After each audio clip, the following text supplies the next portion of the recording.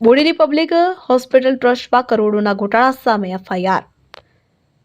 Bodeli Dhokaliya public hospital ટ્રસ્ટમાં મૃતક તેમજ વિદેશમાં રહેલા ટ્રસ્ટીઓના નામે ખોટા ઠરાવો અને ખોટી સહીઓ કરીને મોટા પાયે નાણાકીય ગેરવહીવટ કર્યાના ગંભીર આક્ષેપ સામે ચકચાર મચી છે.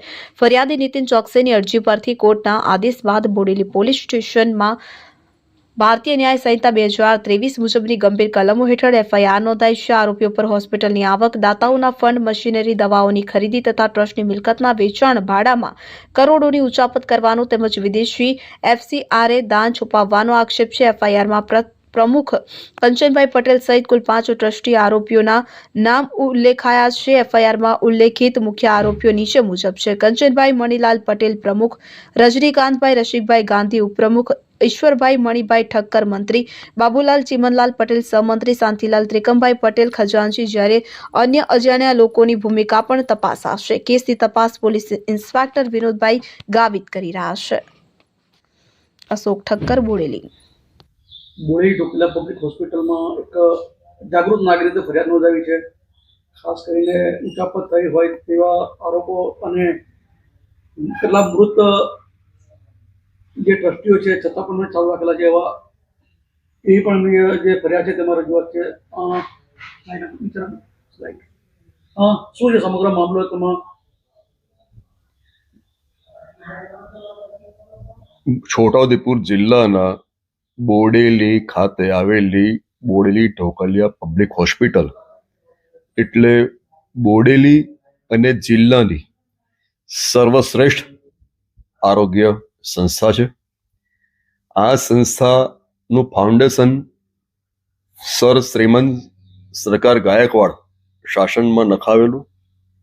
એટલે આ સંસ્થા સર્વોત્તમ ને ઉત્કૃષ્ટ સંસ્થા છે.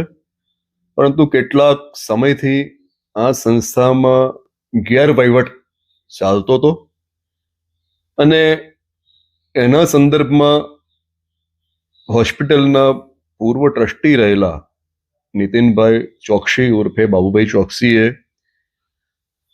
આ ગેરવહીવટને ઉજાગર કરીને લોકો સમક્ષ રજૂ કરીને ફરિયાદ પોલીસ સ્ટેશનમાં આપેલી.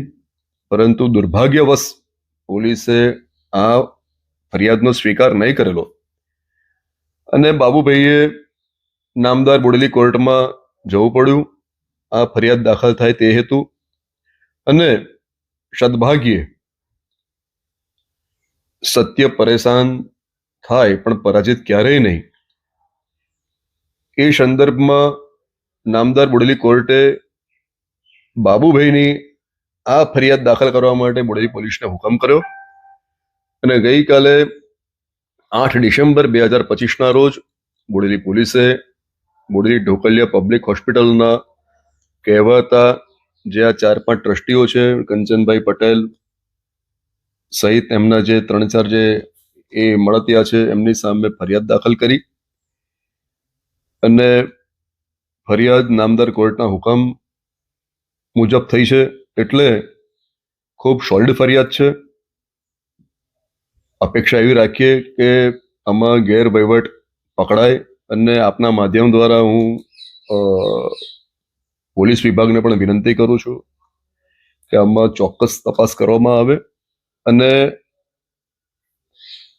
સરકારશ્રીને પણ વિનંતી છે કે આમાં નિષ્પક્ષ તપાસ થાય. કારણ કે કહેવાતા પ્રમુખ બોડેલી ઢોકલિયા પબ્લિક હોસ્પિટલના કંચનભાઈ પટેલ એ ભારતીય જનતા પાર્ટી સાથે સંકળાયેલા છે, સત્તાપક્ષ સાથે સંકળાયેલા છે. ઉપપ્રમુખ પણ હતા કે છે એ ખબર નથી, પણ ઉપપ્રમુખ તો હતા જ. એટલે એવું કહી શકાય કે આમાં નિષ્પક્ષ તપાસ થશે તો આ સર્વશ્રેષ્ઠ જે સંસ્થા છે બોડેલી ઢોકલિયા પબ્લિક હોસ્પિટલ એનું જે માળખું છે એ જળવાઈ રહે અને આ સંસ્થાને ઊની આંચ ના આવે એવી તપાસ થવી જરૂરી છે. આ હોસ્પિટલમાં સરકારી ગ્રાન્ટ પણ આવે છે. એટલે ખૂબ જ શ્રેષ્ઠ તપાસ થાય અને ગેરવહીવટો પકડાય એવી પણ અમારી માંગણી છે. Thank you very much. Dilubhai Thakkar, Chhotaudepur જિલ્લા આમ આદમી પાર્ટી ઉપપ્રમુખ. બોડેલી ટોકલિયા પબ્લિક હોસ્પિટલ એમાં કમ્પાઉન્ડો થતા હોવાની ફરિયાદો અમારી પાસે આવતા અમે એક ફરિયાદની અરજી બોડેલી પોલીસ સ્ટેશનમાં આપેલ. 2-4 મહિના સુધી પણ એમને ફરિયાદની કોઈ એફઆઈઆર ના ફાડી, ગુનો ના દાખલ કર્યો. એટલે અમારે કોર્ટમાં જવું પડ્યું અને કોર્ટે અમારા બધા મુદ્દાઓ અને પ્રૂફો ને બધું ધ્યાનમાં રાખીને 6/12/25 રોજ હુકમ કર્યો. એટલે બોડેલી પોલીસ સ્ટેશને 8/12/25 રોજ અમારી ફરિયાદ દાખલ કરી. હવે મુદ્દો મૂળ એ છે કે આ હોસ્પિટલમાં એક હતું શાસન ચલાવવા માટે, એટલે કે કમ્પાઉન્ડો કરવા માટે, ખોટું કરવા માટે, ઊંચાપત્તો કરવા માટે 18 ટ્રસ્ટીઓ વર્ષોથી ચાલતા આવે છે. એમાંથી 13 ટ્રસ્ટીઓ મૃત છે, છતાં એમને વર્ષોથી ચાલુ રાખેલ છે. બાકીના 2 જે ટ્રસ્ટીઓ છે તે એ લોકો નિષ્ક્રિય છે, એટલે એમને ક્યારેય એજન્ડા વર્ષોથી આપવામાં આવ્યા નથી એવું જાણવા મળેલ છે. સાથે સાથે હવે એક જ 3 ટ્રસ્ટી રહ્યા હોય તો આ બધો વહીવટ બંધારણ મુજબ 3 ટ્રસ્ટી વહીવટ કરી શકે તેમ ના હોય, છતાંય ઉપરવટ જઈને કાયદાની ઉપરવટ જઈને પણ એમને આ વહીવટ ચાલુ રાખ્યો છે. ખાસ કરીને બેંકોના જે એકાઉન્ટો ચાલ્યા છે એ જે અત્યારે હાલમાં ચાલે છે, જે સહીઓ એ અગાઉ ટ્રસ્ટી ના હોય એવા લોકોની સહીઓથી બેંકોમાં લેવડ દેવડ થયેલી છે. એ પણ એક તપાસનો વિષય છે. બીજું, કંચનભાઈ આ અગાઉ બીજી ઘણી બધી સંસ્થાઓમાં આવી જ રીતે કમ્પાઉન્ડો કરીને, ખોટા એફિડેવિટો કરીને એમને આ સંસ્થાઓ પોતાના જે અંગત માણસો હોય એમને સાથે રાખીને જ ચલાવવા માગતા હોય, એટલે એમની સામે આ એક બહુ મોટો વિરોધ ઊભો થયો છે. ગામમાં બહુ મોટો ચર્ચાનો વિષય છે. FCRA એકાઉન્ટ એટલે કે ભાઈ બહારના ફંડ, વિદેશથી આવતા ફંડનું પણ ટ્રસ્ટીઓ સિવાયના લોકોએ વહીવટ કરેલો છે. PTR પર ટ્રસ્ટી ના હોવા છતાંય એ લોકોએ વહીવટ કરેલો છે, જે બહુ અમારે જાણવું જોઈએ, બહુ મોટો ગુનો કહેવાય. એની ઈડીની તપાસ પણ એની સામે થઈ શકે છે.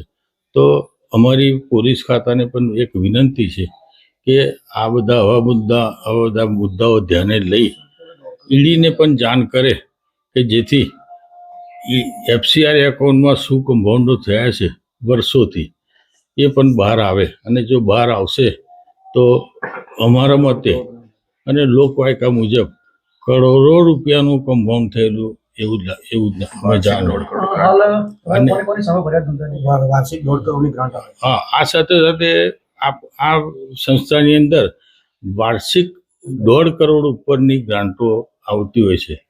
તો આ પૈસા સરકારના નાનાનો દુર્વ્યવહાર થયો છે એવું કહેવાય. એટલે સરકાર પણ એમાં રસ લઈ આ સખતમાં સખત કાર્યવાહી કરે એવી અમારી માગણી છે.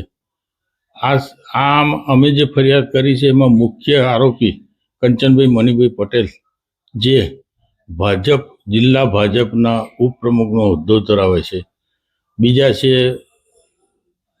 મંત્રી તરીકે ઈશ્વરલાલ મણિલાલ ઠક્કર, સહમંત્રી તરીકે બાબુભાઈ મણિલાલ કંસારા, ખજાનચી તરીકે આપણા શાંતિભાઈ ત્રિકમભાઈ પટેલ અને ઉપપ્રમુખમાં રજનીભાઈ ગાંધી.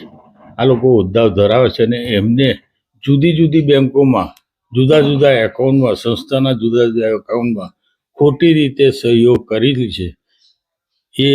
એવો અમારો આક્ષેપ નહીં, એ અમે પુરવાર કરીને એના અમે બધા પ્રૂફ પણ કેસમાં દાખલ આપેલા છે. એટલે અમારી જે ફરિયાદ છે એમાં જેટલા મુદ્દાઓ અમે મૂકેલા છે એ તમામ મુદ્દાઓ અમે પ્રૂફ સાથે રજૂ કરેલા છે, જે અમે કોર્ટમાં રજૂ કરેલા છે. તો આની તલસ્પર્શી તપાસ થાય, નિષ્પક્ષ તપાસ થાય, એવું કોઈ દબાણ વગર તપાસ થાય એવું અમારું પોલીસ ખાતાને અને સરકારની અમારે વિનંતી છે.